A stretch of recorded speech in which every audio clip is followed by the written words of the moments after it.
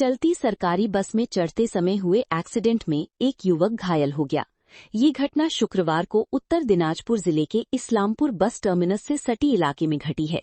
चश्मदीदों का दावा है कि चलती सरकारी बस में चढ़ते समय युवक का अचानक बैलेंस बिगड़ गया और वो सड़क पर गिर गया। फिर कथित तौर पर बस का पहिया उसके पैर पर चढ़ गया। स्थानीय सूत्रों के अनुसार घायल युवक का घर उत्तर दिनाजपुर जिले के सुरजापुर इलाके में है।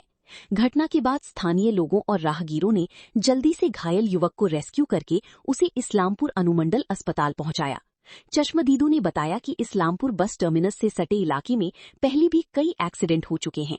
उनका आरोप है कि यात्रियों के चढ़ने और उतरने के दौरान सही निगरानी न होने के कारण ऐसे एक्सीडेंट का खतरा बढ़ रहा है। কোথায় যাচ্ছিল বাসটা? ছিলাম রায়গঞ্জ। আচ্ছা, রায়গঞ্জ থেকে বেরোলাম এইমাত্র, ইসলামপুর থেকে বেরোলাম। বেড়ার মধ্যে পাবলিক স্টেশন তো দাঁড়িয়ে দিলে না, গাড়ি স্লো চলছে। স্লো চলার পথে একটা লোক ওই লাফ দিয়ে উঠতেছিল, পা স্লিপ কেটে পড়ে গেছে। স্লিপ কেটে পড়ার পরে পেছন চাকা গাড়ি পায়ের উপরে পড়ে গেছে।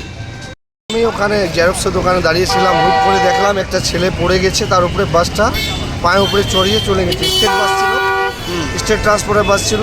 ছেলেটা থেকে জিজ্ঞাসা করি তো ছেলেটার বাড়ি সুরজাপুর বলে।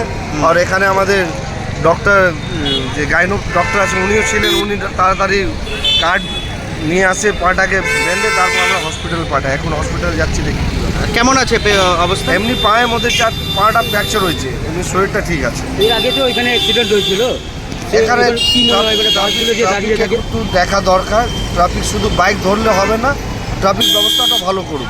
এখানে যে হুটহাট করে যেতে বাস বের হয়ে যায়, লোকাল বাস বের হয়ে যায়।